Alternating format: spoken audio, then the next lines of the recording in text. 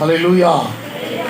ஆண்டவர் இரட்சகருமாகிய இயேசு கிறிஸ்துவின் இனிதான நாமத்தினாலே உங்கள் யாவரையும் அன்போடு நான் வாழ்த்துகிறேன், வரவேற்கிறேன். தேவன் நல்லவர், அவருடைய கிருபை என்றும் உள்ளது. வாசிக்கப்பட்ட 118வது சங்கீதத்தின்படியாக தேவன் நம்மை ஆசீர்வதிக்க அவர் வல்லமையுள்ளவராயிருக்கிறார். ஆமென். உங்களை எல்லாரையும் சந்திப்பதிலே எங்களுக்கு மிகுந்த சந்தோஷம். கிட்டத்தட்ட என்னுடைய 20 ஆண்டு கால ஊழியத்தில் என்னுடைய சபையை விட்டு முதன்முறையாக நான் பிரிந்திருக்கிறேன். காலையிலே எனக்கு ஒரு மாதிரி ரொம்ப ஃபீலிங்காக இருந்துச்சு. இதுவரை ஒரு முறை கூட நான் என்னுடைய சபையை நான் மிஸ் பண்ணதில்லை. எங்களுடைய ஆராதனை காலையில் 7:30 மணிக்கு ஆரம்பமாகும், 10 மணிக்கு முடியும். அப்போ அந்த நினைவுகள் எல்லாம் எனக்கு ஒரு பக்கம் எங்களோடு இருந்தாலும் என்னுடைய சிந்தையும் இருதயங்களும் அங்கே என்ன நடந்து கொண்டிருக்கிறதோ என்கிற ஒரு நினைப்பு இருந்து கொண்டே இருக்கிறது. கர்த்தருக்கு மகிமை உண்டாகட்டும். அற்புதமான ஒரு நல்ல போதகரை சந்திக்க தேவன் எனக்கு அனுக்கிரகம் பண்ணியிருக்கிறார். பாஸ்டர் அவர்களுக்காக, அவருடைய குடும்பத்துக்காக, இந்த ஒரு அற்புதமான ஒரு அழைப்புக்காக நான் தேவனை துதிக்கிறேன். அவருக்கும் என்னுடைய உள்ளத்தின் ஆழத்திலிருந்து நாங்கள் குடும்பமாக, சபையாக நாங்கள் நன்றி செலுத்துகிறோம். நல்ல ஒரு விசுவாச பிள்ளைகளை நான் காண தேவன் எனக்கு கொடுத்த தயவுக்காக நன்றி. கொடுக்கப்பட்ட நேரத்திலே ரத்தின சுருக்கமாக தேவனுடைய வார்த்தை உங்களோடு கூட நான் பகிர்ந்து கொள்ள நான் வாஞ்சிக்கிறேன். நான் கர்த்தருடைய வார்த்தையை தவிர வேறொன்று பேச மாட்டேன் என்று நான் உத்தரவாதம் பண்ணுகிறேன். ஏன்னா அதை தவிர வேறு ஒன்று பேசினாலும் எந்த ஒரு மாற்றமும் நடக்க போகிறதில்லை. வேதம் சொல்லுகிறது, man does not live on bread alone but every word that comes from the mouth of God. தேவனுடைய வாயிலிருந்து புறப்படுகிற ஒவ்வொரு வார்த்தையினாலும் மனுஷன் பிழைப்பான். அதை தவிர எது பேசினாலும் இந்த இடத்துல எடுபடாது. வாசிப்போம். 1 கொரிந்தியரின் புஸ்தகம் 13வது அதிகாரம் 10வது வசனத்தை திருப்பிக் கொள்ளுவோம். 1 கொரிந்தியர் 13:10.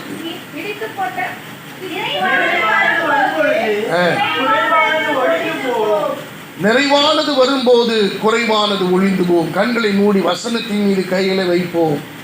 பிதாவே, இந்த காலை வேளையில் எங்களை ஒப்புக் கொடுக்கிறோம். ஆண்டவரே, நாங்கள் ஒன்றும் இல்லை, நாங்கள் குப்பையும் தூசியுமாய் ஆண்டவரே நாங்கள் உம்முடைய பாதபடியில் நாங்கள் நின்று கொண்டிருக்கிறோம்.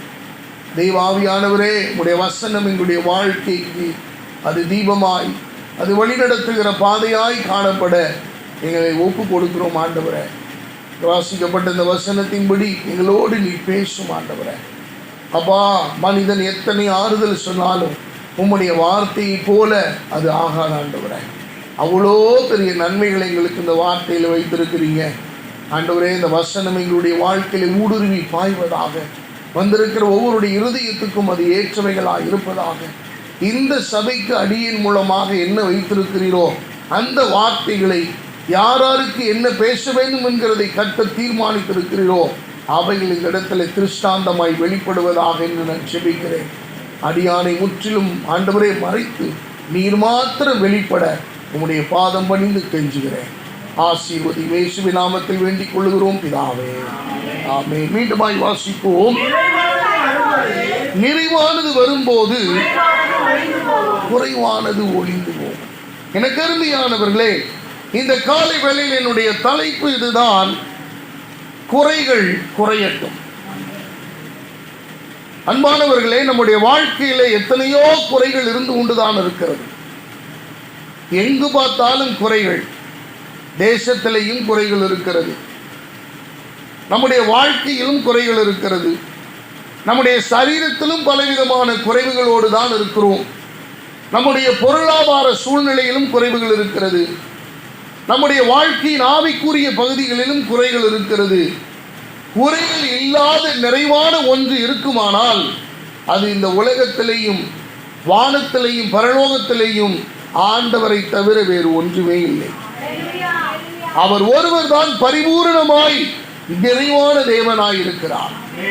அப்ப குறைகள் நம்முடைய வாழ்க்கையிலே ஒழிய வேண்டுமானால் நிறைவானது ஒன்று உள்ளே வர வேண்டும். நிறைவானதை ஆண்டவர் தவிர அவர் ஆவலுள்ளவராயிருக்கிறார்.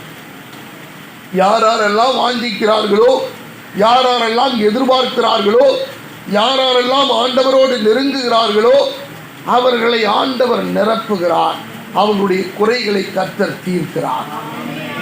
அருமையானவர்களே, எந்த இடத்துல எல்லாம் குறைகள் இருக்கிறது என்பதை ஒருவேளை நம்மால் கூட அடையாளம் கண்டு கொள்ள முடியாத நிலை வரலாம். ஆனால் ஆண்டவருக்கு தெரியும் எந்த இடத்துல குறைகள் இருக்கிறது, அந்த குறைகளை எப்படி சரி செய்ய வேண்டும் என்பதை ஆண்டவர் ஆதீனத்திலே அவர் சரியாய் தீர்மானித்து வைத்திருக்கிறார்.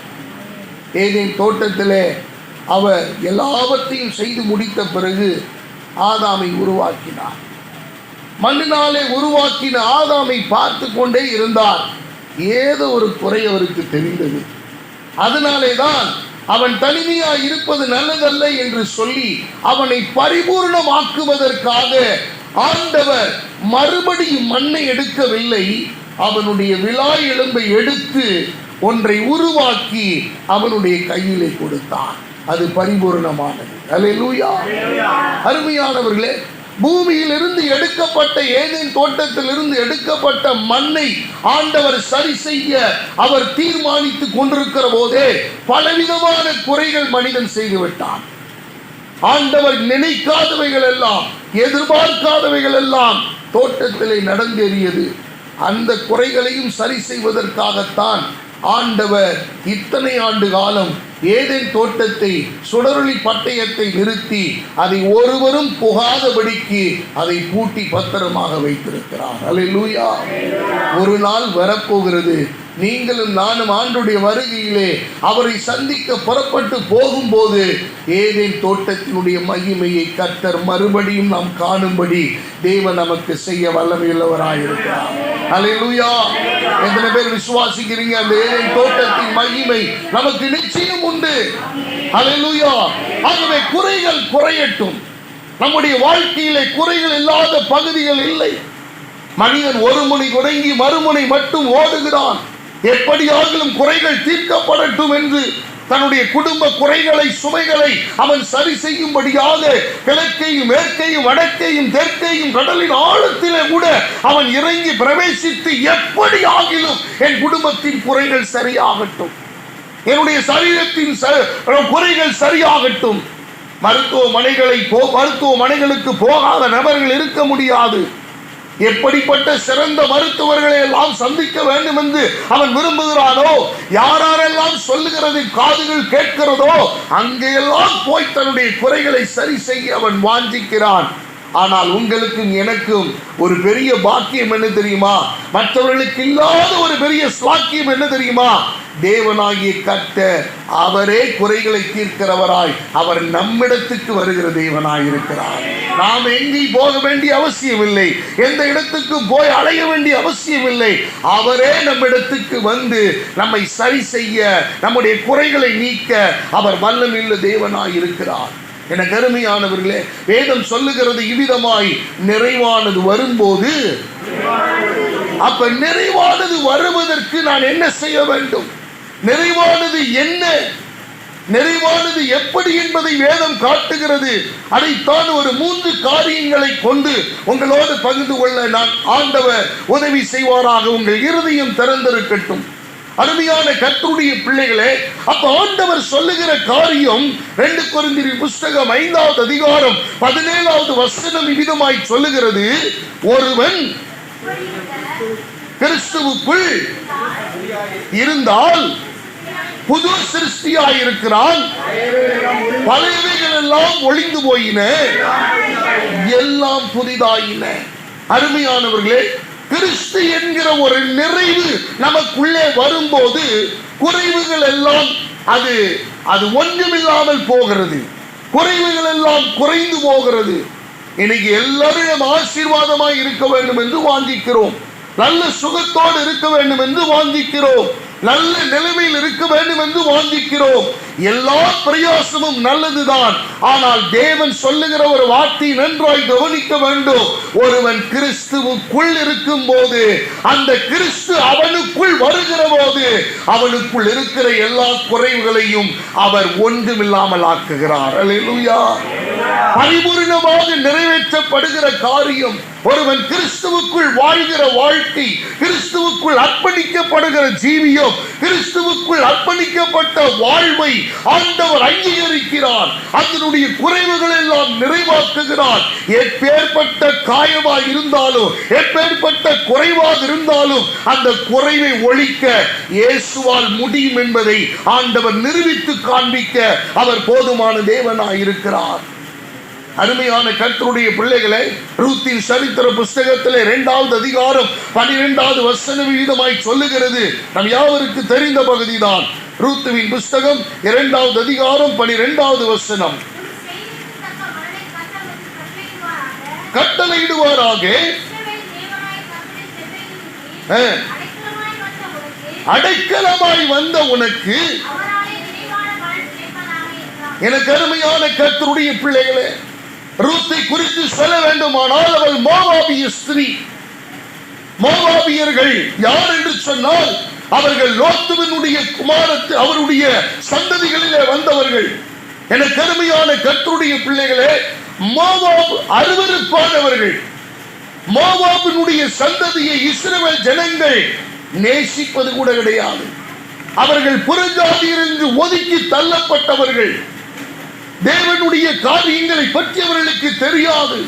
ஆனால் நகோமியும் நகோமியினுடைய வீட்டுக்காரரும் அவர்கள் பெத்லகேமை விட்டு பிரிந்து அவர்கள் மோவாப் தேசத்துக்கு போய் மோவாப் தேசத்திலே வர்த்தகம் பண்ணி அவர்கள் அங்கே வியாபாரங்கள் நடத்தி அவர்கள் தொழிலிலே முன்னேற்றம் அடைந்து அவர்கள் நல்ல நிலைமைக்கு வந்தார்கள்.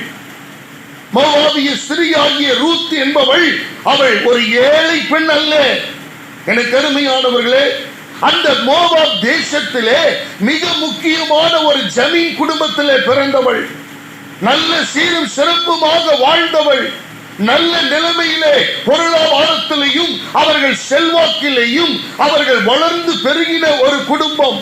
அப்படிப்பட்ட நிலையில் இருந்து இவள் குடும்பமாய் அவள் தன் மோவாபிய ஸ்திரீயாகிய ரூத் தன்னுடைய குடும்பத்தை விட்டு, தகப்பனை விட்டு, தாயை விட்டு, தன் தேசத்தை விட்டு நகோமியை அவள் பின்பற்றி வருகிறாள். நகோமி ஆண்டவரை குறித்து, தேவனை குறித்து, யெகோவா தேவனை குறித்து, இஸ்ரவேலின் தேவனை குறித்து மிக துல்லியமாக அந்த மோவாபிய ஸ்திரீக்கு சொல்லிக் கொடுத்தாள். நன்றாக நமக்கு தெரியும். எப்படி ரூத்துவுக்கு எப்படி சொல்லப்பட்டதோ அதே போலதான் ஓர்பாலுக்கும் சொல்லப்பட்டது. ஓர்பால் நகோமியினுடைய 2வது மருமகள். அவளுக்கு எல்லாம் சொல்லப்பட்டிருந்தது. கர்த்தருடைய வார்த்தை எப்படி, அவருடைய மகத்துவம் என்ன, அவருடைய ரகசியங்கள் என்ன, இஸ்ரவேலுக்கு ஆண்டவர் செய்த அதிசயங்கள் என்ன, அற்புதங்கள் என்ன, எல்லாவற்றையும் விவரமாய் அவள் தெரிவித்திருந்தாள். ஆனால் ஓர்பால் தேவனை பற்றி பிடிக்க கூட அவளுக்கு மனமில்லை. ஒரு கட்டம் வருகிறது, ஓர்பாலுடைய புருஷனும் இறந்து போகிறான், நகோமியினுடைய புருஷனும் இறந்து போகிறான், ரூத்துவனுடைய புருஷனும் இறந்து போகிறார்கள். இப்பொழுது 3 விதவைகள் ஒரே வீட்டில் இருக்கிறார்கள். மிக பரிதாபமான சூழ்நிலை. இப்பொழுது பெத்லகேமுக்கு நாம் மோவாபில் இருந்து திரும்பி போகலாம் என்கிற ஒரு நிலை வருகிற போது ஓர்பாலிடத்திலேயும் ரூத்துவிடத்திலேயும் நகோமி சொல்லுகிறாள், இனி நான் ஒரு திருமணம் முடித்து எனக்கு பிள்ளைகள் பிறந்து அவைகளை உங்களுக்கு கட்டி கொடுப்பதற்குள்ளாக உங்களுக்கு வயது சென்றுவிடும். ஆகவே நீங்கள் உங்கள் தகப்பன் வீட்டுக்கு திரும்பி போங்கள், எப்படி வேண்டுமானாலும் நீங்கள் வாழ்ந்து கொள்ளுங்கள், நான் புறப்பட்டு நான் வளர்ந்த தேசத்துக்கு நான் புறப்பட்டு போகிறேன் என்று அவள் சொன்னாள். ஓர்பால் முத்தமிட்டு புறப்பட்டு போனாள்.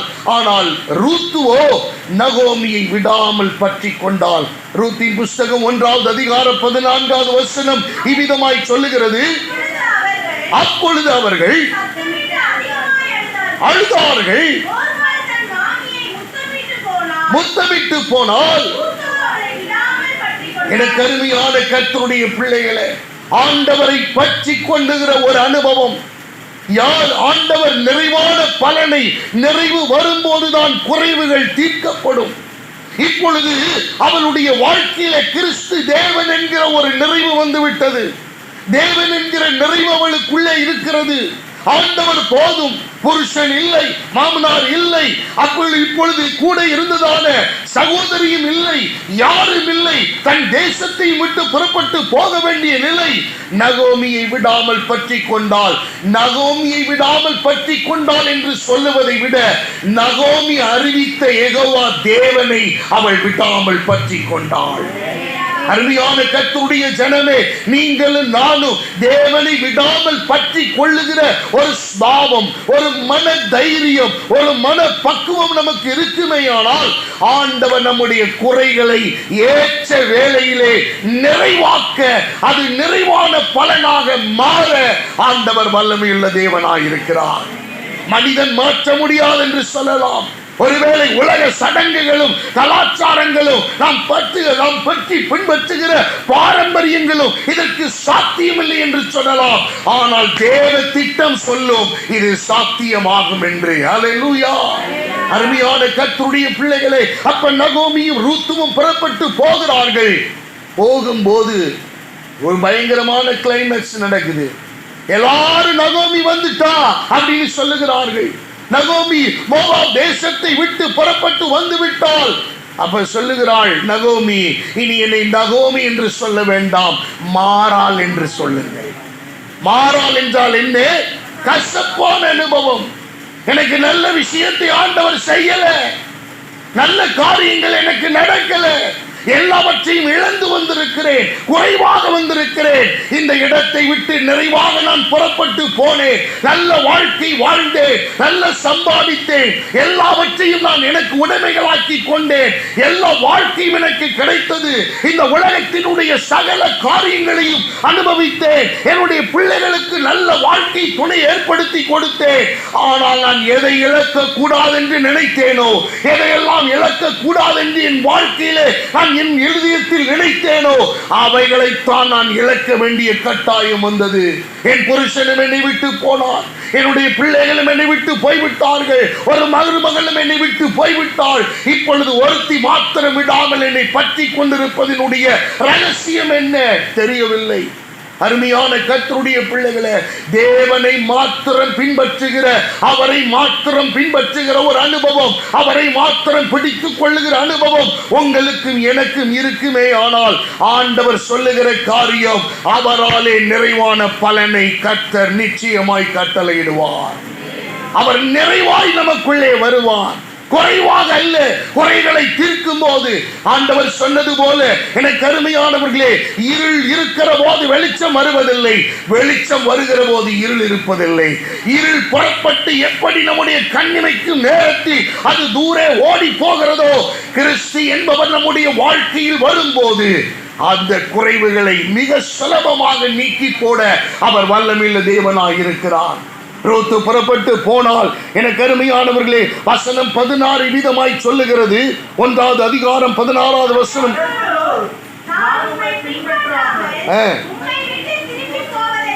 திரும்பி போவதை குறித்து என்னோட பேச வேண்டாம்,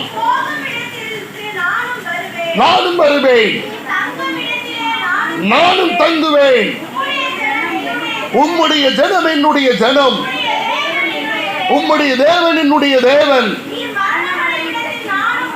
மரணம் அடைவேன், அங்கே அடக்கம் பண்ணப்படுவேன், மரணமே அல்லாமல் வேறொன்றும் இம்மை விட்டு பிரித்தால்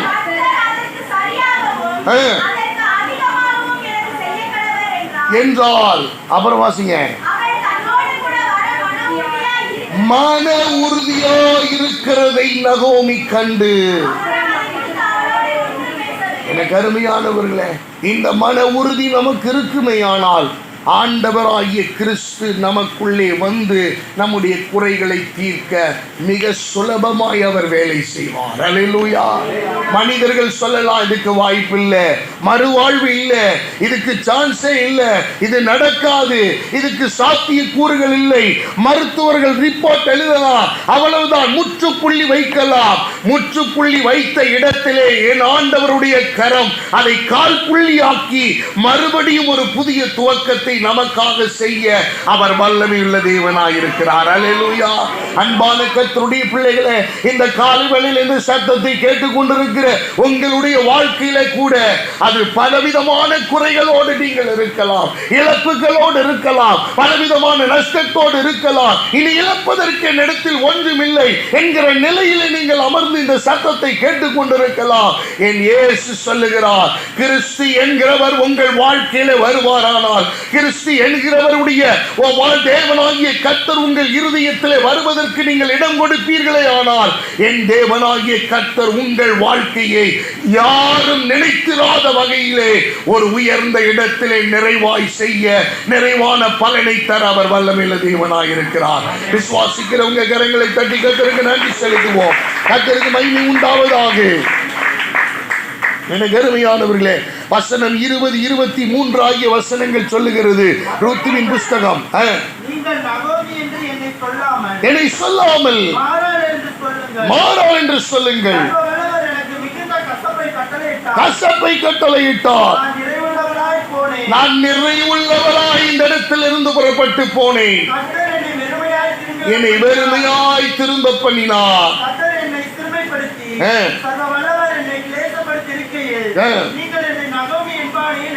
எனக்கு அருமையான கர்த்தருடைய பிள்ளைகளை, நகோமியினுடைய வார்த்தையை பாருங்க.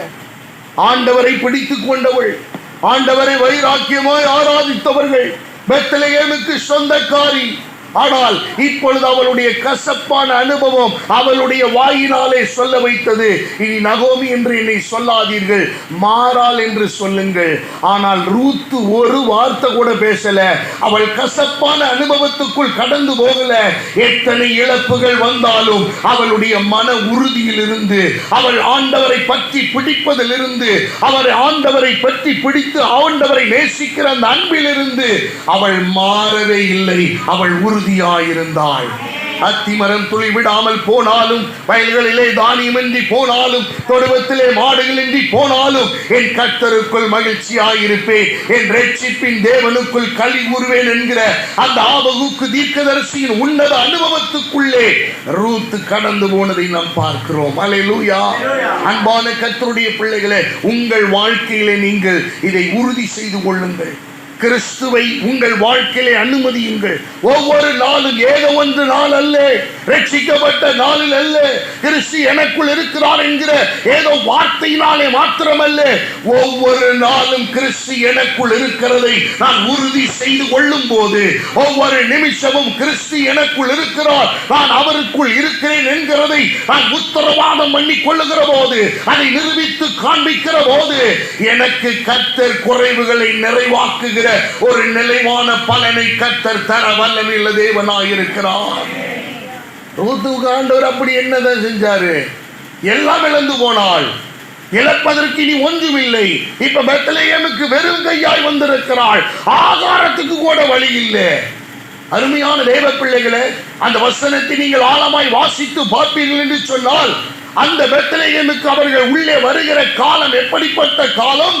வார்கோதுமையினுடைய அறுவடை காலம். வந்தார்கள். போதும். எனக்கு அருமையானவர்களை நல்ல கவனிங்க. வேதத்திலே 2 விதமான கோதுமையை குறித்து சொல்லப்பட்டிருக்கிறது. ஒன்று கோதுமை, இரண்டாவது வார்கோதுமை. வார்கோதுமை, இப்ப நல்ல ஒரு உதாரணமா சொல்றேனே உங்களுக்கு. நம்ம எல்லாரும் டெய்லி பாஸ்மதி அரிசியிலேயே சோறு பொங்கி சாப்பிட்றோம். ஆனால் அது விற்கத்தானே செய்யுது, அது விற்கத்தானே செய்யுது. பாஸ்மதி ரைஸ் இப்போ யார் திரும்ப சாப்பிட்றா? High class people, luxurious people, கோடி கோடியாக வச்சிருக்கிறவன் அவெல்லாம் பார்த்தீங்கன்னா பாஸ்மதி ரைஸ் தான். நம்ம மூட்டையாக ஒரு சிப்போ பொன்னி அரிசி எடுத்தோம்னா அவங்க எடுக்கிறது basmati rice, high quality, high class பீப்புளுக்காகவே அதை வைத்திருக்கிறான். அன்பானவர்களே, இப்ப நாம என்ன அரிசி வாங்கி சாப்பிட்றோம்? 5020 ஆரம்பிச்சு 5008, 5020, ஆந்திரா பொன்னி, கர்நாடகா பொன்னி, இப்படி பலவிதமான பொன்னிகளில் எடுத்து சிலருடைய பொருளாதார வீழ்ச்சி நிமித்தமாய் குருணையில் வந்து நிற்கிது. குருணை வாங்கி சாப்பிட்ற நிலைமைக்கு நாம் இருக்கிறோம். அப்படியும் இருக்கிறாங்க. எங்க பகுதிகள் எல்லாம் அப்படித்தான். சனிக்கிழமையான அவர்களுக்கு சம்பளம் போகும்போது 5 கிலோ குருணை வாங்கிட்டு போவாங்க. அருமையானவர்களே, நல்ல குருணையாக இருந்துச்சுன்னா 1 கிலோ 40 ரூபாய், இல்லை அப்படின்னா ஒரு 30-32 ரூபா. சாதாரண பொன்னியாக இருந்தால் 5-20 குருணையாக இருந்தால் வெறும் 28 ரூபா தான், ஒன்றும் பிரச்சனை இல்லை. அதையெல்லாம் வாங்கி கொண்டு தான் போய், ஏன்னா அந்த ஏழ்மையின் நிலைமை. எதுக்கு இதை சொல்லுகிறேன் என்று சொன்னால், இந்த கோதுமை அறுவடை பண்ணுகிற காலம் for luxurious people. கோதுமை அறுவடை பண்ணுகிற காலம் for the poor people, ஏழை ஜனங்களுக்காக. இப்ப நல்ல கவனிங்க, இந்த பெத்லகேமிலே இப்பொழுதுதான் ஒரு பெரிய பஞ்சம் தாண்டவமாடி இருக்கிறது. பஞ்ச காலத்தில் இருந்து இப்பொழுது தான் கொஞ்சம் கொஞ்சமாய் ஜனங்கள் மீண்டு வந்திருக்கிறார்கள். நாம் எப்படி இப்ப கொரோனா காலத்திலிருந்து கொஞ்சம் கொஞ்சமா யாராவது ஒருவர் தீவுக்குள்ள மாஸ்க் போட்டா போதும், எப்படி 100 பேர் மாஸ்க் போட்டுருவோம். அப்படிதான் பயம். பயம் உங்க ஏரியாவில் மாத்திரமல்ல, எல்லா இடத்துலையும் எப்படிதான். ஒருத்தர் மூக்க மூடிக்கிட்டா போதும், ஐயோ ஏதாவது ப்ராப்ளம் அந்த டக்குன்னு ஒரு 5 ரூபாய்க்கு ஒரு மாஸ்க் வாங்கி போட்டுருவோம், போட்டுட்டு நம்மளை சேஃப்டி பண்ணிக்குவோம் அப்படிங்கிற எண்ணங்கள் தான். அருமையானவர்களே, இப்ப இந்த கோதுமை அறுவடை காலம், ஏழைகள் ஆரம்பிக்கிற அந்த பஞ்ச காலத்தில் இருந்து அப்பத்தான் அவர்கள் மீண்டு வருகிறார்கள். இந்த கோதுமையினுடைய அறுவடை காலம் என்கிற வருகிற போது இப்ப இவங்க வாங்கிறதுக்கு கூட வழி இல்லை, அதை வாங்கிறதுக்கு கூட வழி இல்லை. அவ்வளவு பரிதாபமாய் வெறும் கையாய் அவர்கள் மோவாப் தேசத்திலிருந்து பெத்லகேமுக்கு வந்திருக்கிறார்கள். ஆனால் ஆண்டவர் செய்த காரியம் என்ன தெரியுமா? ஆண்டவர் ஒரு களத்தை காண்பிக்கிறார். அந்த களத்திலே போய் அவள் எதேர்ச்சியாக, யதார்த்தமாக அவள் எதேர்ச்சியாக புறப்பட்டு போய் அந்த களத்திலே அவள் பொறுக்கிக் கொண்டிருக்கிறாள். அன்னைக்கெல்லாம் பார்த்தீங்கன்னா அவர்கள் ஆண்டவர் நியாயப்பிரமாண காலத்தில் சொல்லி வச்ச முறைமையின்படி, நீ வயல்ல அறுக்கும் போது நெல்லா இருக்கட்டும் அல்லது எந்த தானியங்களா இருக்கட்டும், எந்த வகை தானியங்களை நீ அறுவடை செய்தாலும் நீ மொத்தமா வாரி அள்ளிட்டு போயிடக்கூடாது. கீழே விழுகிறதை என்ன செய்யக்கூடாது? பொறுக்கக்கூடாது. இன்னைக்கு அப்படி இல்லை. நம்ம தட்டி தூசி எடுத்து தண்ணியில போட்டு அலசி, ஆமா மீதி உள்ளதெல்லாம் எடுத்து, ஆமா இந்த கஞ்சத்தனம் பண்றதுனாலதான் நாம என்ன செய்யறோம்? இன்னும் நம்ம கொஞ்சம் பொருளாதார வீழ்ச்சியில கிடக்கிறோம். இது சரியாயிரும். நம்ம விட்டுறணும். கர்த்தர் சொன்ன வார்த்தைக்கு நம்ம எப்ப கீழ்ப்படுகிறோமோ, எப்பொழுது அடங்கி நடக்கிறோமோ, அது பார்ப்பதற்கு சாதாரணமாகத்தான் இருக்கும். ஆனால் நான் சிந்தப்படுகிற ஒவ்வொரு பொருள், அந்த பயிரும் அந்த தானியத்தினுடைய விதைகளும் என்னை 100 மடங்காக ஆசீர்வதிப்பதற்கு அது காரணமாக அமையும். அருமையானவர்களே, அதனாலதான் அன்னைக்கு ஆண்டவர் சொன்னார், திக்கற்றவர்களையும் விதவைகளையும் ஏழைகளையும் அனாதைகளையும் கைமண்ணையை நீ என்ன செய்யாத, விட்டு விடாத, அவர்கள் பொறுக்கிக் கொள்ளும்படிக்கு நீ என்ன செய், அந்த தானியங்களை சிதற விடுகிறவர்கள் ஒருபோதும், என கருமையானவர்களே, ஆகாரத்துக்காக கையேந்த வேண்டிய அவசியமே இருக்காது. அவர்களை கர்த்தர் பொக்கிஷ சாலையிலிருந்து திறந்து கொடுத்து அவர்களை நிரப்பவர் வல்லமையுள்ள தேவனாயிருக்கிறார். அன்பான கர்த்தருடைய பிள்ளைகளை, அப்ப ஆண்டவர் இந்த போவாஸ் அந்த களத்திலே போய் அவள் நிற்கிறாள் எதர்ச்சியாக. ஆனா நான் அதை ஒத்துக்க மாட்டேன். ஏன்னா ஆங்கில வேதாகமத்தில் எப்படி போடவில்லை. இட்ஸ் நாட் அன்பார்ச்சுனேட்லி, அது துரதிர்ஷ்டவசமாக இல்லை, அது தேவனுடைய திட்டத்தின்படி ஆண்டவர் ரூத்தை போவாசின் களத்திலே போய் கால் வைக்கும்படிக்கு என் தேவன் திட்டமிட்டிருந்தார். அல்லேலூயா. ஏன் தெரியுமா? போவாசி எப்பொழுது ரூத்தினுடைய வாழ்க்கையில் வருகிறாளோ, எனக்கு அருமையானவர்களே, அவள் இனி அனாதை இல்லை, இனி விதவை இல்லை, அவளுடைய வாழ்க்கை இழந்தவள் இல்லை, அவள் கைப்பெண் இல்லை. அவளுக்கு நிறைவான பலனை இஸ்ரவேலின் தேவனாகிய கர்த்தரை நம்பி வந்த மோவாபிய ஸ்திரீக்கு பெத்லகேமிலே இல்லாத, எந்த ஒரு மனுஷனுக்கும் இல்லாத ஒரு நிறைவான பலனை கர்த்தர் அவளுக்கு கட்டளையிட்டார். அல்லேலூயா. ஆண்டவர் எவ்வளவு நல்லவர் தெரியுங்களா? ஒரே நாள்ல நம்முடைய குறைகளை ஒரு நிமிஷத்துல ஆண்டவர் அப்படியே எல்லாத்தையும் அவர் தீர்மானிக்க முடியும். உங்களுக்கு தெரியும், கடல் வாழ் உயிரினங்கள்ல திமிங்கலங்கள் ரொம்ப அற்புதமானது. நீல திமிங்கலங்கள் என்று சொல்லப்படுகிற யோனாவை வாந்தி அடிச்சு பார்த்தீங்களா, கொண்டு போய் கக்கி அது கரையிலே கக்கி போட்டது. நீங்க போய் கூகுளில் தேடி பாருங்க, அதில் சொல்லப்பட்டிருக்கும் ஒரு திமிங்கலத்தினுடைய வாந்தி எத்தனையோ மனிதர்களை வாழ வைத்துக் கொண்டிருக்கிறது. ஏன் தெரியுங்களா? இன்னைக்கு இருக்கிற உலக நாடுகளில் இருக்கிற எல்லா மிகப்பெரிய பிரமுகர்கள் என்று நடிகர்கள் என்று சொல்லப்படுகிற எல்லா ஸ்டார்களும் பயன்படுத்துகிற காஸ்மெட்டிக் பொருள் எதிலிருந்து தெரியுமா தயாரிக்கப்படுகிறது? திமிங்கலத்தினுடைய வாந்தியில. அருமையானவர்களே, எத்தனையோ ஏழை மீனவர்களை உயரத்திலே கோபுரத்திலே கொண்டு போய் ஒரே நாளிலே ஒரு நிமிஷத்திலே நிறுத்த ஆண்டவரால் முடியும் என்று சொன்னால், இந்த காலை வேளையில அருமையான கர்த்தருடைய பிள்ளைகளை, ரூத்தை விட நாம் இழப்பதற்கு ஒன்றுமில்லை. ரூத் எல்லாவற்றையும் இழந்து போனால், இழந்த அவளுக்கு ஆண்டவர் சகலத்தையும் திருப்பி தர முடியுமானால், இன்னைக்கு கர்த்தர் உங்கள் குறைவுகளை நிறைவாக்க கிறிஸ்துவை உங்கள் வாழ்க்கையில் அனுமதியுங்கள். அவர் வரட்டும், போவாஸ் வரட்டும். போவாஸ் என் வாழ்க்கையில் வர நான் அனுமதிக்க வேண்டும். என் காலத்தில் நான் வைத்திருக்கிற இடம் ஒருவேளை எனக்கு பரிச்சயம் இல்லாமல் இருக்கலாம், எனக்கு அனுபவம் இல்லாமல் இருக்கலாம், எனக்கு ஒருவேளை இது புதுமையாக இருக்கலாம், அல்லது என்னை யாரும் வரவேற்காமல் இருக்கலாம், யாரும் என்னை பாராட்டாமல் இருக்கலாம், யாரும் என்னை அங்கீகரிக்காமல் இருக்கலாம். பரவாயில்லை, நான் நிற்கிற எந்த இடம் என்பதை, என் கால் பதிக்க வேண்டிய இடம் என்பது என்ன என்பதை ஆண்டவர் தீர்மானிப்பாரே என்று சொன்னால், என்னுடைய தொழிலில், என்னுடைய வருமானத்தில் நான் செய்கிற சிறு காரியமானாலும் அவைகளிலே நிறைவான பலனை கர்த்தர் தருவதற்கு அவர் வல்லமையுள்ள தேவன். அல்லேலூயா.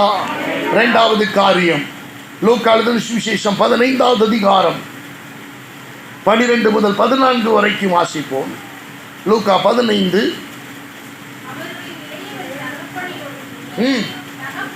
தகப்பனே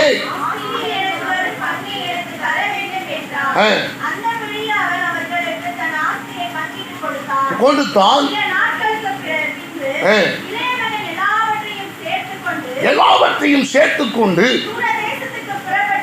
தூர தேசத்துக்கு புறப்பட்டு போய் ஜீவனம் பண்ணி அழித்து போட்டான். செலவழித்த பின்பு உண்டாயிற்று. இந்த வார்த்தை நல்ல அண்டர்லைன் பண்ணுங்க. அப்பொழுது அவன் குறைவுபட தொடங்கி. எனக்கு அருமையானவர்களே, இந்த இடத்துல நாம் இவனை குறித்து நன்றாக தெரியும். ப்ராடிகல் சன், கெட்ட குமாரன் என்று நாம் சொல்லுவோம். இளைய குமாரன். ஒரு தகப்பனுக்கு 2 குமாரர்கள் இருந்தார்கள். அதுல இளைய குமாரன் தன்னுடைய தகப்பனிடத்தில் போய் ஆஸ்திகளை எல்லாம் சேர்த்து கொண்டு, எனக்கு கொடுங்கள், நான் இப்படி இங்க வாழ எனக்கு விருப்பம் இல்லை, உங்களோடு எனக்கு இருக்க விருப்பம் இல்லை, என்னுடைய வாழ்க்கையை நான் தீர்மானித்துக் கொள்கிறேன் என்று ஆஸ்திகள் எல்லாம் சுருட்டி வாரி எடுத்துக்கொண்டு புறப்பட்டு போனான். நண்பர்கள் எல்லாரோடும் சுகமான வாழ்க்கை, ஆடம்பரமான வாழ்க்கை, அவன் எப்படியெல்லாம் நினைக்கிறானோ அப்படியெல்லாம் வாழ்ந்தான். ஒரு கட்டத்திலே பணம் எல்லாம் செலவழிந்து போனது. அவனுடைய வாழ்க்கையிலே பரிசில மாத்திரம் பஞ்சம் வரல, அவனுடைய தேசத்திலே பட்டணத்திலேயும் பஞ்சம் வர ஆரம்பித்தது. ஒருவரும் அவனுக்கு உதவி செய்ய முன் வரவில்லை. உதவி செய்ய வேண்டும் என்று உதவி ஏற்க ஒரு இடத்துல புறப்பட்டு போனான். ஒரு பன்றி மேய்க்கிற ஒருவன் ஒரு எஜமான இடத்துல தான் அவனுக்கு வேலை கிடைத்தது. அதுவும் அவனுக்கு ஆகாரம் இல்லை, அவனுக்கு வஸ்திரம் கொடுக்கவில்லை, தங்க இடம் கொடுக்கவில்லை. பன்றிகளோடு கூட அவன் இருக்க வேண்டிய ஒரு பயங்கரமான நிலைமை, ஒரு பரிதாபமான நிலைமை. அவன் கொஞ்சமாய் செத்து கொண்டிருக்கிறான். சாப்பாடு இல்லை என்பதனால் அல்ல, ஐயோ நான் செய்த பாவம், நான் செய்த அக்கிரமம், என் தகப்பனுக்கு செய்த துரோகம், என் தாய்க்கு செய்த துரோகம், என் சகோதரனுக்கு செய்த துரோகம். என்னுடைய தகப்பன் வீட்டிலே ஒரு சாதாரண வேலைக்காரன் தலவாழ இலை போட்டு 3 வேளையும் சுகபோகமாய் நன்றாக விருந்து ஆகாரம் சாப்பிட்டுக் கொண்டிருக்கும் போது, நானோ பரிதாபகரமாக அவருடைய குமாரனாய் இருந்து இன்னைக்கு ரோட்டிலே அலைந்து தெரிந்து கொண்டிருக்கிறேனே, எப்படி எனக்கு விமோச்சனம் வரப்போகிறது என்று அவன் வருத்தத்தோடு குறைவுபட தொடங்கினான்.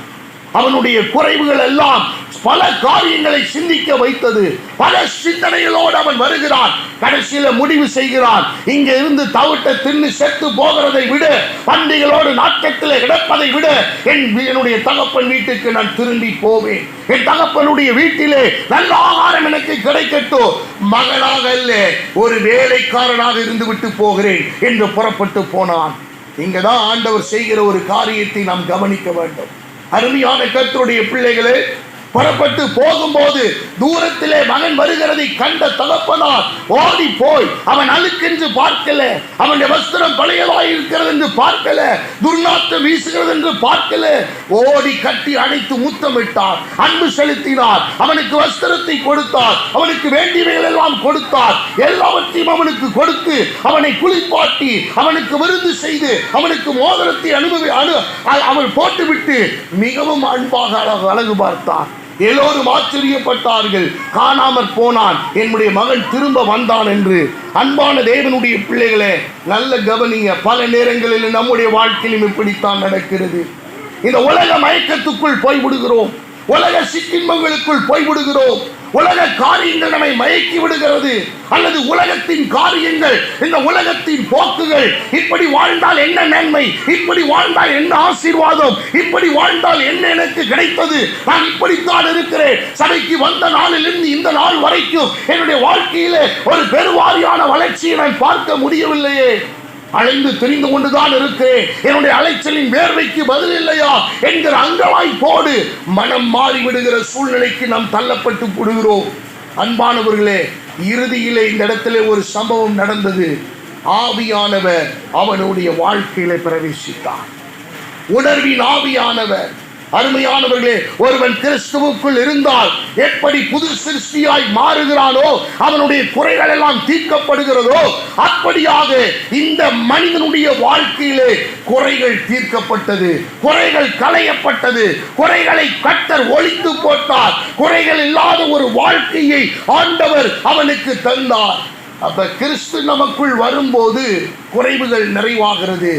இரண்டாவது, ஆவியானவருடைய நிறைவு நமக்கு வரும்போது நம்முடைய வாழ்க்கையின் அழுக்குகள், நம்முடைய வாழ்க்கையின் கசப்புகள், நம்முடைய வாழ்க்கையின் மோசமான அனுபவங்கள், நம்முடைய வாழ்க்கையினுடைய இழப்புகளை எல்லாம் ஈடுகட்டுகிற ஒரு பரிசுத்த ஆவியானவர் நமக்குள் வர அவர் வாஞ்சையுள்ள தேவனாய் இருக்கிறார். அல்லேலூயா.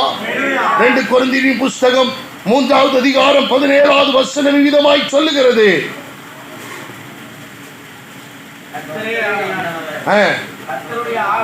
கர்த்தருடைய ஆவி எங்கேயோ அங்கே விடுதலை உண்டு. ஆண்டவர் உங்களையும் என்னையும் அவர் விடுதலையாக்க விரும்புகிறார். ஒரு குமாரனை, ஒரு கெட்ட குமாரன் என்று சொல்லப்படுகிற இளைய குமாரனுடைய வாழ்க்கையிலே ஆண்டவர் அவனை மனம் திரும்ப வைக்க, அவனை திசை திருப்ப, அவனுக்கு உணர்வின் ஆவியை கொடுத்து அவனுடைய வாழ்க்கையை கர்த்தர் மாற்றி அவனிடத்தில் இருந்த குறைகளை சரி செய்ய முடியுமானால், அருமையான கர்த்தருடைய ஜனமே, இந்த காலை வேளையிலே உங்களையும் என்னையும் கர்த்தர் குணப்படுத்தி, உங்களையும் என்னையும் துர்நாற்றம் வீசிக்கொண்டிருக்கிற நம்மை நறுமணம் வீசக்கூடிய நற்கந்தமாக மாற்ற நம்முடைய ஆவியானவர் வல்லமையுள்ள தேவனாய் இருக்கிறார். ஆவியானவர் எங்கேயோ அங்கே விடுதலை உண்டு. ஆவியானவர் எந்த இடத்துல பிரவேசிக்கிறாரோ அந்த இடத்துல விடுதலையை கர்த்தர் தருகிறார். ஆவியானவர் எந்த இடத்துல வருகிறாரோ அந்த இடத்துல நமக்கு ஒரு பெரிய வெளிச்சத்தை, விசாலத்தையும், மறைவுகளை கர்த்தர் நீக்கி போட்டு நமக்கு ஒரு வழியை கர்த்தர் ஆயத்தப்படுத்த அவர் வல்லமையுள்ள தேவனாய் இருக்கிறார். அல்லேலூயா. அன்பான தேவனுடைய ஜனமே, ஆவியின் நிறைவு நமக்குள் வர வேண்டும். ஆவியின் நிறைவு வருகிறதுக்கு நாம் செய்ய வேண்டிய காரியம் என்ன தெரியுமா? இன்னைக்கு நிறைய பேர் நம்முடைய வாழ்க்கையில அந்நிய பாஷை பேசுகிறதையே மறந்து விட்டோம். ஆவியானவருடைய வார்த்தைகளை மறந்து விட்டோம். வேதம் சொல்லுகிறது, ஒருவன் பரிசுத்த ஆவியானவரோடு பேச வேண்டுமானால் அதுக்கு என்ன வழி? அந்நிய பாஷையிலே பேசுகிறவன் மனிதனோடு பேசாமல் தேவனோடு பேசுகிறான். The one and only way to speak with God. ஆண்டவரோடு பேசுவதற்கு ஒரே ஒரு வழி. எனக்கு அருமையானவர்களே, ஏன் அப்படின்னா அந்த பாஷையை சத்துருவானவன் என்ன செய்ய முடியாது? ரெகக்னைஸ் பண்ண முடியாது. நீங்க இந்த உலகத்தின் எந்த பாஷையில வேணுமாலும் பேசலாம், ஆனா சத்துரு அடையாளம் கண்டு கொண்டு விடுவான். உங்களுடைய திட்டங்களை அவன் தெரிந்து கொள்வான். ஆனால் நீங்கள் தேவ பாஷையிலே, மனுஷர் பாஷையில் அல்ல, தூதர் பாஷையிலே நீங்கள் பேசுவதற்கு நீங்கள் துவங்குவீர்களானால் உங்களுடைய ஆவியானவர் புதுப்பிக்கப்படுகிறது, பலப்படுத்தப்படுகிறது, உங்களுடைய வாழ்க்கை மாறுகிறது, உங்களுடைய துர்நாற்றம் மாறுகிறது, உங்களுடைய வாழ்க்கையின் பலவிதமான சூழ்நிலைகள் மாறுகிறது, உங்களுடைய கண்கள் காணும்படிக்கு கர்த்தர் செய்வார். அல்லேலூயா. அன்பான கர்த்தருடைய பிள்ளைகளை, நம்முடைய வாழ்க்கை எப்படி இருக்கிறது என்பதை சற்று நீங்கள் நிதானித்து பாருங்கள். ஒரு இளைய குமாரனுடைய வாழ்க்கையில ஆண்டவர் சகலத்தையும் மாற்றினார். அவன் மோதிரம் கிடைக்கும் நினைக்க வரல, அவன் வஸ்திரம் கிடைக்கும் நினைச்சு வரல, மரியாதை கிடைக்கும் நினைச்சு வரல, விருந்து வைப்பாங்க அப்படின்னு நினைச்சு வரல. ஒரு வேலைக்காரனாவது அந்த இடத்துல எனக்கு இடம் கிடைக்கட்டும் என்றுதான் வந்தான். ஆனால் அந்த இடத்துல சிறந்த வரவேற்பு. அருமையானவர்களே, ஆண்டவருடைய சமூகத்தில் எப்பொழுதும் அப்படித்தான். எந்த இடத்துல நாம் புறக்கணிக்கப்படுகிறோமோ அப்பொழுதுதான் அவர் நம்மை வரவேற்க காத்திருக்கிறார். எந்த இடத்திலே தூக்கி வீசப்படுகிறோமோ அப்பொழுதுதான் அவர் நம்மை சேர்த்து அணைத்துக் கொள்ளுகிறார். எப்பொழுதெல்லாம் இந்த உலகம் நம்மை வேண்டாம் என்று தள்ளி போடுகிறதோ அப்பொழுதுதான் ஆண்டவருடைய பார்வையிலே நாம் முக்கியப்படுத்தப்படுகிறோம். யோசேப்பின் வாழ்க்கையிலே ஆண்டவர் எல்லாரும் புறக்கணித்தார்கள். ஒரு சொப்பனம் தான், ஒரு பெருசா ஒண்ணு நடக்கல. ஒரே ஒரு கனவு சொன்னா 11 அரிக்கட்டுகளும் ஒரு அரிக்கட்டை வணங்குகிறது, 11 நட்சத்திரங்களும் ஒரு நட்சத்திரை வணங்குகிறது. அவ்வளவுதான் சொன்னான், வேற ஒண்ணு இல்லை. தூக்கி வீசிட்டாங்க. எனக்கு அருமையானவர்களே, மற்றவரிடத்திலே போகிறவருடைய இடத்திலே இஸ்மவேல் இடத்திலே போய் அவனை விற்று போட்டார்கள் சொற்ப காசுக்காக. அன்பான கர்த்தருடைய பிள்ளைகளை, ஒருவேளை நீங்கள் தூக்கி எறியப்படலாம் யோசேப்பை போல. ஆனால் எந்த இடத்துல தூக்கி போடப்பட்டீர்களோ அந்த இடத்துல உங்களை பிடித்து கொள்ள கர்த்தருடைய கரம் வாஞ்சியோடு இருக்கிறது. ஆண்டவர் உங்களுக்காக காத்து கொண்டிருக்கிறார். உங்களை பிடிப்பதற்காக, உங்களை தூக்கி எடுப்பதற்காக, உங்கள் குறைகளை நிறைவாக்குவதற்காக. யோசேப்பினுடைய பல வருட அங்கியை அவனுடைய கூட பிறந்த சகோதரர்கள் உரிந்து கொண்டார்கள். ஆனால் ஆண்டவர் மெல்லிய வஸ்திரத்தை 13 ஆண்டுகளுக்கு பிறகு அவனுக்காக ஆயத்தம் பண்ணப்பட்டிருக்கிற அந்த வஸ்திரத்தை பார்வோன் கையின் மூலமாக கர்த்தர் யோசேப்புக்கு கொடுத்தார். அல்லேலூயா. அருமையானவர்களே, பலவிதமான கஷ்டமான அனுபவங்களுக்குள் கடந்து போனார். இந்த இளைய குமாரனை யோசேப்பையும் சற்று நீங்கள் கம்பேர் பண்ணி பாருங்க. யோசேப்பினுடைய வாழ்க்கையில எல்லாவற்றையும் அவன் இழந்தான். அவனுடைய பாவத்தினால அல்ல, துரோகத்தினால, சகோதரனுடைய துரோகத்தினால, தகப்பனை விட்டு தாயை விட்டு நேசித்த இடத்தை விட்டு பிரிக்கப்பட்டார். ஆனால் ஆண்டவர் அவனை விடவில்லை, அவனை பிடித்தார். எகிப்து தேசத்திலே அதிபதியாக கர்த்தர் அவனை கொண்டு போய் நிறுத்தும்படிக்கு தேவன் திட்டமும் தீர்மானமும் வைத்திருந்தார். அருமையான கர்த்தருடைய பிள்ளைகளை, இந்த காலை வேளையில இந்த சத்தத்தை கேட்டுக்கொண்டிருக்கிற உங்களுடைய வாழ்க்கையிலும் ஒரு தேவ திட்டம் இருக்கிறது. அந்த தேவ திட்டம் என்ன தெரியுமா? யோசேப்பை போல நீங்கள் தள்ளப்பட்டிருக்கலாம். ஒருவேளை நீங்கள் உங்கள் வாழ்க்கையுடைய பிடிவாத குணங்களால், உங்களுடைய முரட்டு குணங்களால், அல்லது உங்களுடைய சில கடினமான முடிவுகளால் பல விஷயங்களை நீங்கள் இழந்து போயிருக்கலாம், நஷ்டப்படுத்தப்பட்டிருக்கலாம். ஒருவேளை நீங்கள் குறைவுபட தொடங்கி இருக்கலாம். ஆனால் ஆண்டவர் சொல்லுகிற வார்த்தையை நீங்கள் பிடித்துக் கொள்ளுங்கள். பரிசுத்த ஆவியானவர் உங்களுக்குள் வரும்போது தேவனாகிய கர்த்தர் உங்கள் குறைவுகளை கர்த்தர் நிறைவாக்க அவர் வல்லமையுள்ள தேவனாயிருக்கிறார். மூன்றாவது ஒரு காரியம், யோவான் எழுதின சுவிசேஷம் 2வது அதிகாரம் 1வது வசனத்திலிருந்து. யோவான் 2:1 கல்யாணம் நடந்தது. அங்கே இருந்தார், அழைக்கப்பட்டிருந்தார்கள். திராட்சரசம் குறைவுபட்ட போது போதும். எனக்கு அருமையானவர்கள், இந்த சம்பவம் எல்லாருக்கும் தெரியும். கானா ஒரு கல்யாணத்தில் இயேசு செய்த முதலாம் அற்புதம். ஆண்டவர் 33 ஆண்டுகள் இந்த பூமியில் இருந்தார். 3.5 ஆண்டுகளுடைய ஊழிய பயணம் மிக சிறப்பாக இருந்தது. அதிலே முதலாவது அவர் ஊழியத்தின் பகுதியாக, அவர் அற்புதத்தின் அடையாளமாக கானா ஒரு கல்யாணத்திலே ஒரு சிறப்பான அனுபவத்தை ஆண்டவர் செய்தார். எனக்கு அருமையானவர்களே, திராட்சரசம் குறைவுபட்டது. எல்லாரும் தடுமாறுகிறார்கள். பந்தி விசாரிப்புக்காரன் பதறுகிறான். ஐயோ, இவ்வளவு ஜனங்களுக்கு எப்படி நான் இதை திராட்சரசத்தை கொடுக்க போகிறேன்? யூதருடைய முறைமையின்படி திராட்சரசம் கல்யாண விருந்திலே வைக்க வேண்டும். இந்த புது திராட்சரசத்தை இனி எங்கே போய் நான் ஆயத்தப்படுத்துவது? இந்த திராட்சரசத்தை அவன் போய் திராட்சத்தை வாங்கி அவன் அதை கழுவி அதை சுத்தம் பண்ணி அதை மிதித்து அதனுடைய கொட்டைகள் எல்லாம் எடுத்து அதுக்கப்புறம் பிழிந்து அதை சாராக எடுத்து அதை டைல்யூட் பண்ணி ஜனங்களுக்கு கொடுக்கிறதுக்குள்ள விடுஞ்சிடும். அடுத்த நாள் வந்துடும். கல்யாணத்துக்கு வந்தவர்கள் எல்லாரும் அழைப்புக்கு இணங்கி வந்தவர்கள், நம்முடைய விருந்துக்காக வந்திருக்கிறவர்கள். அவர்களை கனப்படுத்த வேண்டும். மரியாதை குறைவாக நடத்திவிட முடியாது. என்ன செய்வதென்று தெரியவில்லை. தடுமாறுகிறார்கள், பதறுகிறார்கள். அப்பதான் இயேசுவுக்கு இந்த செய்தி வருகிறது. இயேசு உட்கார்ந்து இருக்கிறாரு. கற்சாடிகள் அங்கே வைக்கப்பட்டிருக்கிறது. என்னுடைய வேலை வரவில்லை என்று ஆண்டவர் சொன்னார். பிறகு அவருடைய வேலை வந்தது. அவர் போய் சொன்னார், இந்த கற்சாடிகள் எல்லாம் நிரப்புங்கள். கற்சாடிகள் யூதர்களுடைய முறைமையின்படி எதற்காக வைக்கப்படுகிற கற்சாடிகள் தெரியுமா? திராட்சரசம் வார்ப்பதற்காக அல்ல, கால்கள் கழுவுவதற்காக. உள்ளெல்லாம் வரும்போது அந்த பாத்திரத்தில் என்ன செய்வாங்க? ஆமாம், அந்த 6 கற்சாடிகள்லையும் அந்த பாத்திரத்திலையும் தண்ணீர் வைத்திருப்பார்கள். அதில் ஒவ்வொரு கப்பு இருக்கும். அந்த கப்பை எடுத்து அவர்கள் தங்களுடைய அந்த கால்களை கழுவி சுத்தம் பண்ணிட்டு தான் என்ன செய்வாங்க? விருந்து சாலைக்குள் எந்த இடம் வீடாக இருந்தாலும் சரி எல்லா இடத்துலையும் அதை வைத்திருப்பார்கள். இன்னும் எங்கள் ஊரில் எல்லாம் கிராம பகுதிகளில் அந்த கரூர் பட்டணத்தில் ரொம்ப இன்டீரியராக உள்ளே போகணும்னா இன்னும் அந்த பழக்க வழக்கங்கள் உண்டு. இன்னும் அந்த கால் கழுவிட்டு தான் அவங்க சேரில் உட்கார வைப்பாங்க. அதுக்கப்புறம் வந்தோடனே சொம்பில் தண்ணி கொடுப்பாங்க. அப்படி கனப்படுத்த அவர்கள் அந்த பாரம்பரியத்தை இன்னும் அந்த பழக்கத்தை பின்பற்றி வருகிறார்கள். இந்த அற்பமாய் எண்ணப்படுகிற இந்த கற்சாடிகளை ஆண்டவர் நிரப்ப சொல்லுகிறார். இந்த கற்சாடிகளை நிரப்புகிறார்கள். இப்ப நிரப்பிட்டு இயேசு வேற ஏதோ செய்ய போறாரு, ஏதோ கலக்க போறாரு அப்படிங்கிறது போல ஒருவருக்கு ஒருவர் பேசிக் கொண்டிருக்கிறார்கள். அப்பதான் நடந்த சம்பவம். நீங்க எடுத்து என்ன செய்யுங்க? பந்தி விசாரிப்புக்காரனுடைய இடத்துல கொடுங்க. அவனுக்கு தெரியாது இங்க இருந்த சம்பவம். நல்ல கவனிங்க. யாராவது நம்ம வீட்டுக்கு வந்தால் வெளியில் இருக்கிற கால் கழுவுற தொட்டியில் இருந்து தண்ணி ஒரு சொம்பு மொண்டு இந்தாங்க குடிங்கன்னு கொடுத்துருவோமா?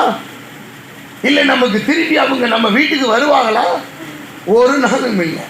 ஒருவேளை அந்த சம்பவத்தை அவன் கவனிச்சுட்டான் அப்படின்னு சொன்னால் இனி ஜென்மத்துக்கு அவன் மரண காலம் வரைக்கும் நம்ம வீட்டு வாசப்படியில் நம்ம ஃபங்க்ஷனுக்கு அவர்கள் வரமாட்டாங்க. அந்த இடத்தில் அற்பமாய் எண்ணப்பட்ட அந்த கற்சாடிகளிலே நிரப்பப்பட்ட தண்ணீரை எடுத்து பருமாற சொல்லுகிறார். அந்த திராட்சரச குறைவு என்கிற ஒரு பேச்சுக்கு அங்கே இடம் இல்லாமல் போனது. எல்லாரும் கேட்க ஆரம்பிச்சாங்க, ஏப்பா எல்லாம் நல்ல ரசத்தை முதல்ல கொடுத்துட்டு அதுக்கப்புறம் சரியில்லாதது தானே பின்னாடி கொடுப்பாங்க. நீ எல்லா நல்லா இல்லாததை முன்னாடி கொடுத்துட்டு நல்ல ரசத்தை இவ்வளவு எதற்காக நீ இத்தனை நாள் வச்சு இவ்வளவு நேரம் நீ வைத்திருந்திருக்கிற என்று கேட்கக்கூடிய அளவுக்கு ஆண்டவர் அந்த குறைவுகளை கர்த்தர் நிறைவாக்கினார். நன்றாய் கவனியுங்கள் அன்பான கர்த்தருடைய பிள்ளைகளை. இயேசு கிறிஸ்து உங்கள் வீட்டுக்கும் என் வீட்டுக்கும் அவர் வந்ததினுடைய நோக்கமே என்ன தெரியுமா? நம்முடைய குறைவுகளை நிறைவாக்க.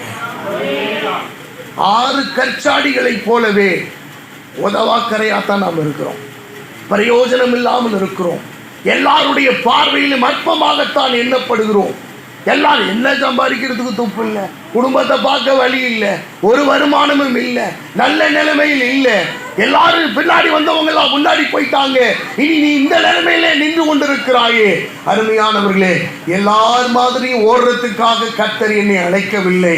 எனக்கென்று நியமிக்கப்பட்ட ஓட்டத்திலே பொறுமையோடே ஓடி என்னுடைய குறைவுகள் படிப்படியாக அவர் நிறைவாக்குவதற்கு அவர் சொல்லுகிற ஆலோசனையின்படி நடந்தேறுவதற்காக என் தேவன் என்னை அழைத்திருக்கிறார். அல்லேலூயா.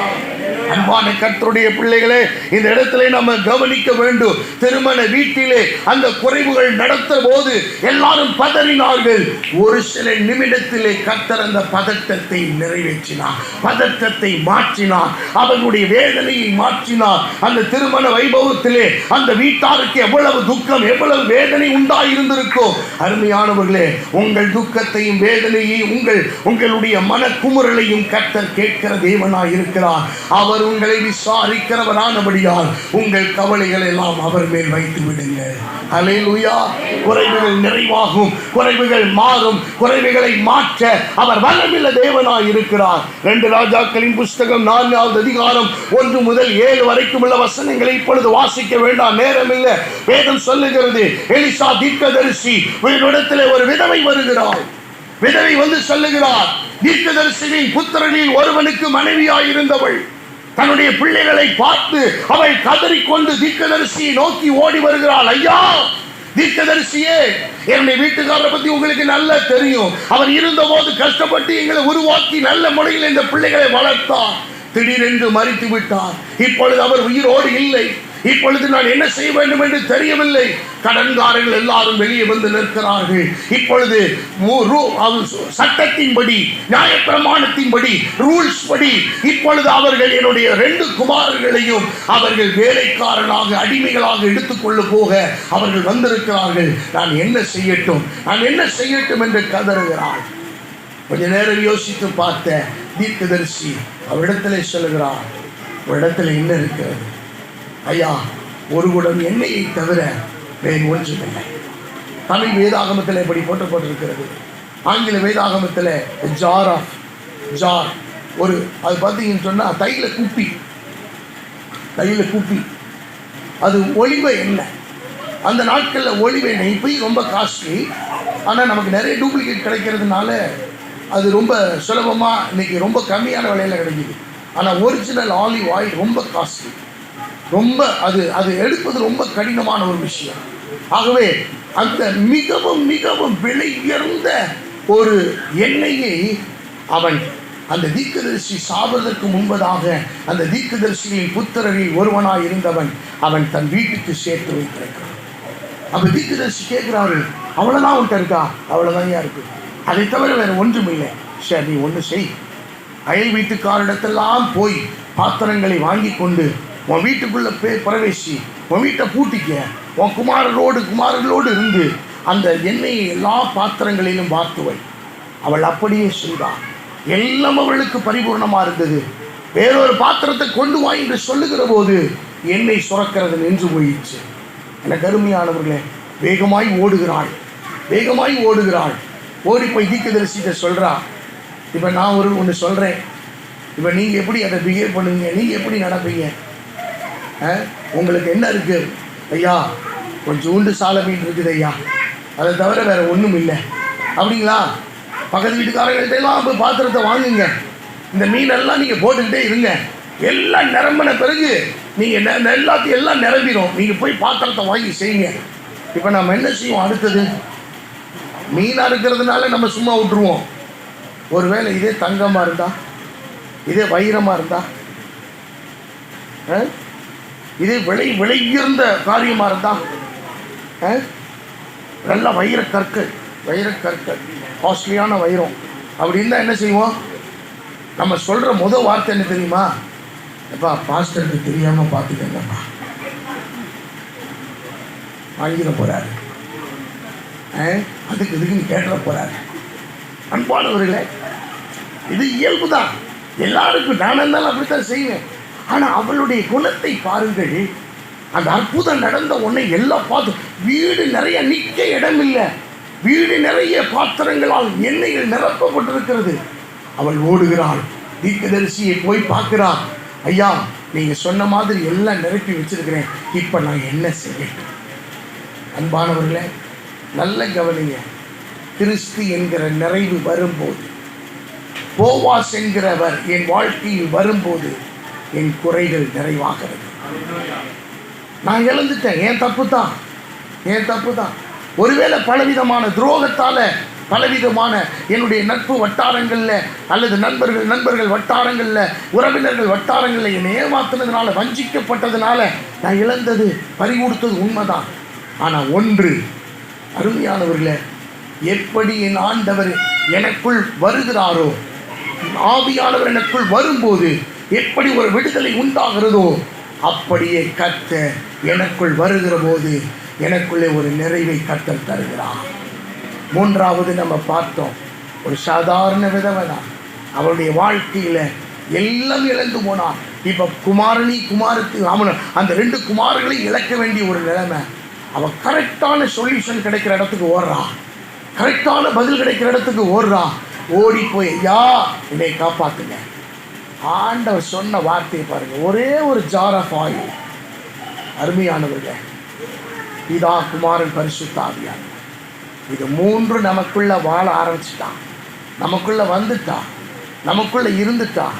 தினமும் அதிகாலையும் இரவும் அவர் என்னோடு இருக்கிறார் என்பதை, இந்த முப்பரிமாணத்தில் இருக்கிறவர்கள் என்னோடு இருக்கிறார்கள் என்பதை உறுதி செய்து கொண்டால், அருமையானவர்களே, குறைகள் குறைந்து போவதை உங்களுடைய கண்கள் அல்ல, அந்நிய கண்களும் காணும்படிக்கு கர்த்தர் செய்வார். அல்லேலூயா. இறுதியாக சகை என்பவன் இயேசுவை காண வேண்டும் என்று விரும்புகிறான். காட்டத்தி மரத்திலே ஓடி போகிறான். அவனுடைய வாழ்க்கையில் இருக்கிற குறைவு என்ன தெரியுங்களா? எல்லாரும் அவனை குற்றப்படுத்துறாங்க. அவன் அநியாயக்காரன், நியாயக்காரன்ல இவன் மோசமானவன், இவன் வரி வசூல் பண்ணி எல்லாம் இப்படி ஏழைகளை கொள்ளையடிக்கிறவன்னு ரொம்ப கேவலமா பேசினாங்க. அவன் மனசுக்குள்ள ஒரு ஆதங்கம், இயேசுவை காண வேண்டும் என்று ஓடுகிறான். இயேசுவை பார்க்க பிரயாசப்படுகிறான். அவனுடைய பிரயாசத்தின் உச்சம் என்ன தெரியுமா? வயசை பார்க்கல, எனக்கு ஒரு பிள்ளை இருக்குன்னு பார்க்கல, ஏன்னா ஒரு பெரிய அதிகாரின்னு பார்க்கல, நான் இந்த சமுதாயத்தில் மதிக்கப்படுறவன்னு பார்க்கல. யாரு என்ன நினைச்சாலும் சரி, நான் இயேசுவை காண வேண்டும். அவன் காட்டத்தி மரத்தில் ஏறி அமர்ந்து கொண்டான். இந்த காட்டத்தி மரத்தில் அமர்ந்திருந்த அந்த இடத்துக்கு இயேசு வந்தான். இயேசுவுக்கு நன்றாக தெரியும், நம்முடைய ஒவ்வொரு அசைவுகளையும் அவர் கவனிக்கிறவர். காட்டத்தி மரத்தின் அருகாமையில் வந்து நின்று பேர் சொல்லி கூப்பிட்டார், சகைவே சீக்கிரமாக இறங்கி வா, இன்னைக்கு உன் வீட்டில் நான் தங்கணும் அப்படின்னு வேகமாய் அழைத்து கொண்டு போகிறான். ஆண்டவர் சொன்ன வார்த்தை என்ன தெரியுமா? உள்ள போன உடனே அவர் உள்ள போய் நிற்கிறாரு. அவன் சொன்ன வார்த்தை, ஐயா இயேசுவே, யாரிடத்திலாகிலும் நான் அநியாயமாய் பணத்தை வாங்கினது உண்டானால் நாளத்தனையாய் நான் திரும்ப தருகிறேன், நாளத்தனையாய் திரும்ப தருகிறேன். அந்த மனம் திரும்புதல், அந்த இடத்திலே அவனுடைய உணர்வின் ஆவி, அருமையானவர்களே, அவனுடைய வாழ்க்கை தலைகீழாக மாற்றி போட்டது. அநியாயக்காரனும் மோசமானவனுடைய வீட்டுக்குள் இயேசு பிரவேசித்தார் என்று எல்லோரும் பேச ஆரம்பித்தார்கள். ஆனால் இயேசுவோ அவனுடைய வாழ்க்கையின் குறைவுகளை, அவனுடைய மனக்குறைவுகளை, அவனுடைய ஆத்தும குறைவை கர்த்தர் நீங்களாக்கி ரட்சித்தார். அல்லேலூயா. அன்பானவர்களே, உங்கள் குறைவுகள் குறையட்டும். அவனுடைய சமூகத்திலே ஒப்பு கொடுங்க. உங்கள் வாழ்க்கையில் இருக்கிற குறைவுகளை நிமிஷத்திலே அவர் குறைவுகளை நீக்க, அதை நிறைவாய் மாற்ற ஆண்டவர் போதுமானவர். போவாஸ் வருவதற்கு இடம் கொடுங்கள், ஆவியானவர் வருவதற்கு இடம் கொடுங்கள், தகப்பன் வருவதற்கு இடம் கொடுங்கள். தகப்பனை நோக்கி நீங்கள் ஓடுங்கள். புறக்கணிக்கப்பட்ட 6 கற்சாடிகளைப் போல இருக்கலாம், ஆனால் அங்கிருந்துதான் ருசியுள்ள திராட்சரசம் கல்யாண வீடு முழுவதும் புரண்டோட போகிறது என்பதை நீங்கள் மறந்து போக வேண்டாம். அல்லேலூயா.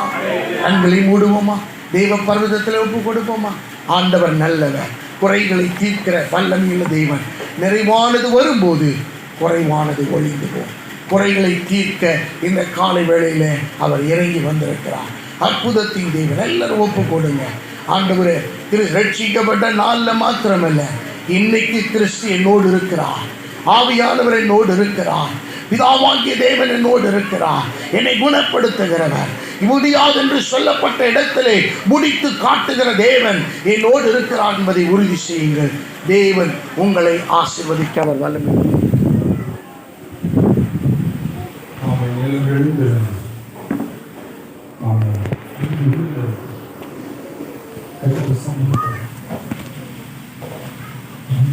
பேசுகிற வார்த்தைகள் இருக்கலாம், தேவன் நம்மளோட இடைப்பட்ட வார்த்தைகள் இருக்கலாம்.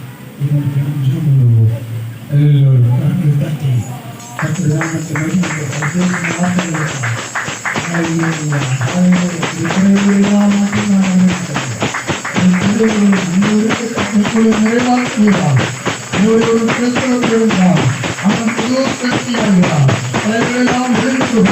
எல்லாம் புதிதாக சொல்லப்பட்ட வார்த்தையின்படி நீங்கள் வாழ்க்கை எல்லாம் புதிதாக்கப்படுவதா குறைவுகள் முறையாக்கப்படுவதா